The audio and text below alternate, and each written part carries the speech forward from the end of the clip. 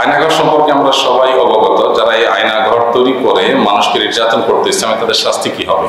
আল্লাহ তাআলা ভালো জানেন শাস্তি কি হবে, কারণ নবী করিম সাল্লাল্লাহু আলাইহি ওয়াসাল্লামের সময় এরকম আয়নাঘর তো ছিল না যে এটা একটা নির্দিষ্ট শাস্তি স্পেসিফিক তিনি বলে গেছেন, এরকম না।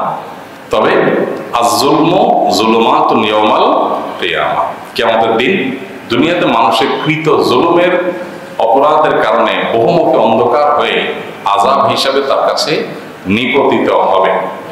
অতএব যারা মানুষের প্রতি অন্যায়, অত্যাচার, অবিচার, টর্চার করেছে এদের প্রত্যেকটা আঘাতের বিচার হবে। এটির কোনোদিন ক্ষমা হবে না যতক্ষণ পর্যন্ত সে সংশ্লিষ্ট ব্যক্তির কাছ থেকে ক্ষমা না পেয়েছে, ততক্ষণ পর্যন্ত তার ক্ষমা পাওয়ার কোনো পদ্ধতি খোলা নেই। এই জন্য এ ধরনের জুলুম যারা করেছে এদের পরিণতি যে কি হবে, কতটা ভয়াবহ হবে, একমাত্র আল্লাহ তাআলা ভালো জানেন। দুনিয়াতে শাস্তি এর বর্ণনা বিবরণ আমরা কতটা দিতে পারবো? জান্নাতের যেরকম কোনো তুলনা নাই, জাহান্নামেরও কোনো তুলনা নাই।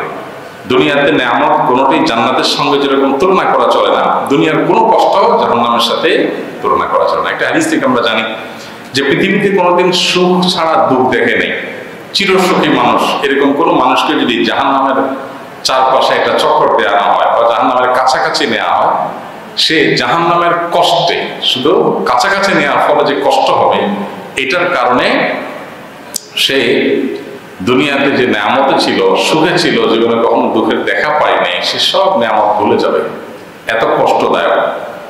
আর পৃথিবীতে জনম দুঃখী, সারা জীবন দুঃখের মধ্যে ছিল, এরকম কোনো মানুষকে যদি জান্নাতের ছোঁয়ায় নেওয়া হয়, সে ব্যক্তি দুনিয়াতে কোনো কষ্টে ছিল তার মনেই থাকবে না।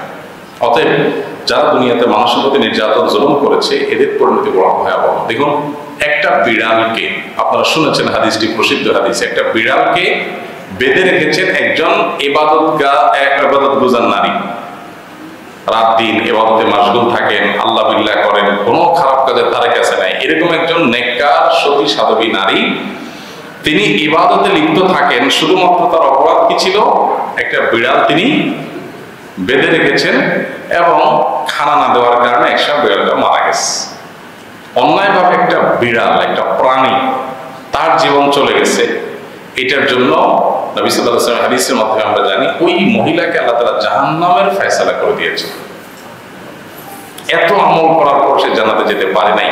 অতএব আমাদের যে সমস্ত ভাইয়েরা সাংবাদিক হয়ে কারোর নামে মিথ্যা রিপোর্ট করে টাকা খাওয়া, অথবা কারোর বিরুদ্ধে সত্যতা করে তাকে ফাঁসানো, অথবা প্রশাসনের কোনো কর্মকর্তা হয়ে কোনো মানুষের প্রতি নির্যাতন করা, এই যে আয়নাঘর ইত্যাদিতে নিয়ে যাওয়া, যারা এই অবিচারগুলো করেছেন, একটা বিড়াল তার প্রতি কতদিন বেঁধে রেখেছেন, কোনো টর্চার করেন না, শুধু বেঁধে রেখেছেন।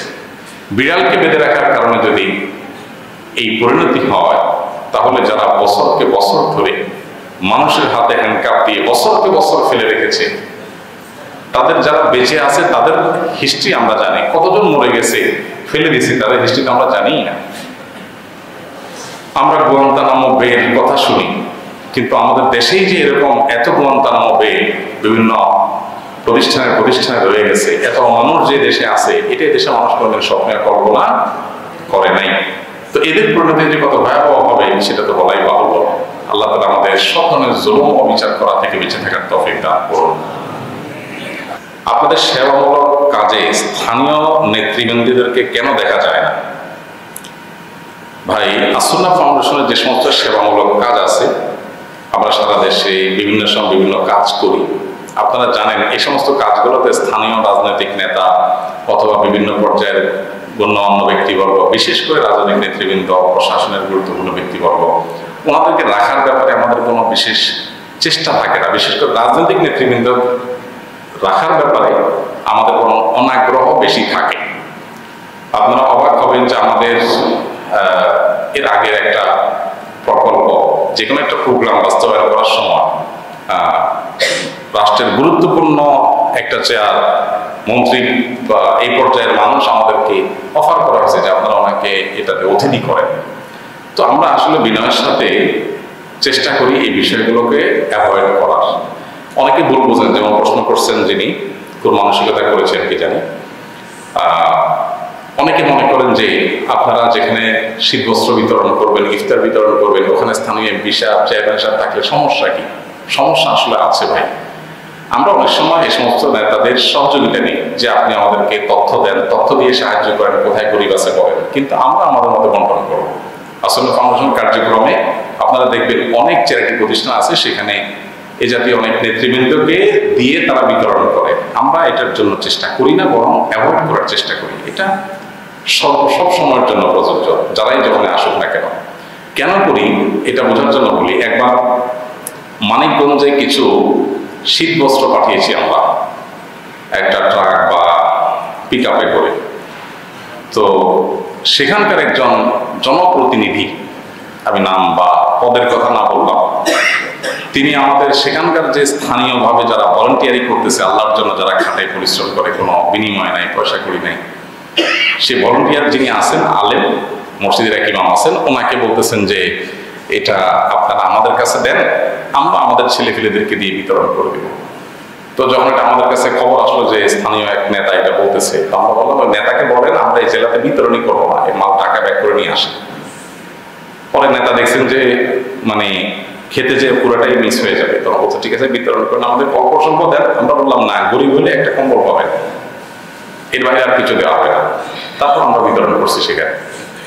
ঢাকায় একবার যে কোনো একজন বড় নেতা, ওনার এলাকা, নির্বাচনী এলাকা অনেক বড় নেতা, ওনার নির্বাচনী এলাকায় কোরবানি করতে হবে কয়েকটা মাদ্রাসায়, না নিজের জন্য বলছে যে আমার নির্বাচনী এলাকা কয়েকটা মাদ্রাসার জন্য একটু কোরবানি ব্যবস্থা করে দিন, গরু ছাগল।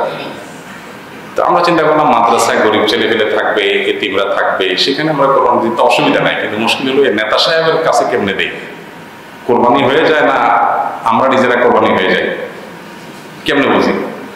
পরে আমি বললাম ঠিক আছে, এখানে আমরা কোরবানির পশু দেব, কিন্তু কোরবানির পশু আমার লোক যে জবাই করে দিবে। ঈদের দিন আমি লোক পাঠাবো, ঈদের দিন লোক পাওয়া কঠিন। তো আমি এক ভাইকে, একজন মাওলানা, ওনাকে অনুরোধ করলাম ওই এলাকার, বললাম ভাই আমার এই ছাগল গরুগুলা এগুলা থাকবে অমুক অমুক জায়গায়, আপনি ঈদের দিন যায় একটা একটা করে সব জবাই করে নিজে হাতে জবাই করে দিয়ে আসবেন, যাতে করে এই কোরবানি জীবিত কোরবানি যেন না হয়ে যায়, বেচা যেন না হয়ে যায়। পরে ওই আলেম যে একটা একটা করে সবগুলো কোরবানি করে দিয়ে আমাকে ছবি তুলে দিয়ে নিশ্চিত করলেন যে হ্যাঁ এটা মাদ্রাসায় কোরবানি করে দিছি, ইনশাল্লাহ 2 নম্বরের কোনো পথ খোলা নেই। আরেকবার একটা ঘটনা মনে পড়ে, পঞ্চগড়ে শীত বস্ত্র বিতরণ করতে গেছি আমি নিজে, আমার সাথে SM নাহিদ হাসান ভাই, আপনারা অনেকে চিনেন, আল কোরআনের ভাষা যে আছে, কোরআনিক অ্যারাবিক শিখান যিনি, একজন বড় ইঞ্জিনিয়ার, বুয়েট পড়ুয়া। তো নাহিদ ভাই আমাদের বন্ধু মানুষ, উনিও গেছেন আমার সাথে ওই প্রোগ্রামে। তো সেখানে স্থানীয় একজন এরকম জনপ্রতিনিধি, উনি একটা ব্যানার নিয়ে আসছেন।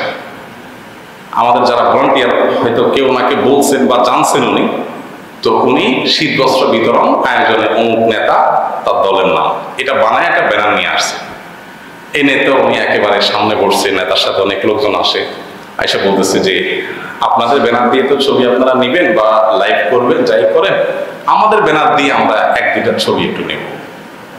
তা আমি চিন্তা করলাম মানুষ টাকা পয়সা দিছে আল্লাহর জন্য, আর উনি ওনার দলের জন্য, দলের পক্ষ থেকে এটা হাইজ্যাক করে নিয়ে যাবে, এটা তো আমি বেঁচে থাকতে হতে দিতে পারি না।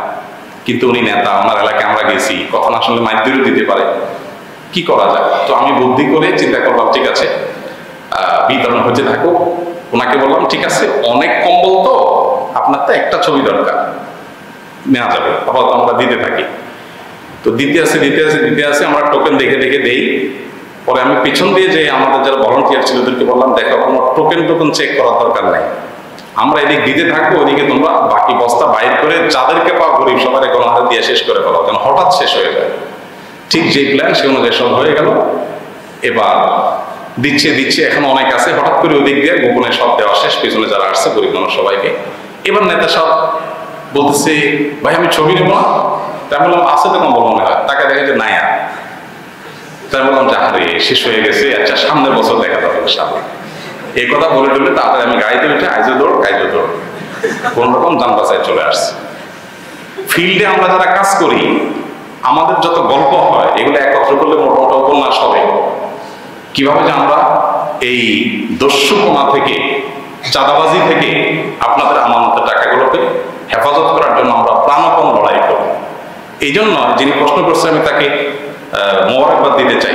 চমৎকার প্রশ্ন করেছেন এবং দরকার ছিল এটা আমার, যে আমরা কেন নেতাদেরকে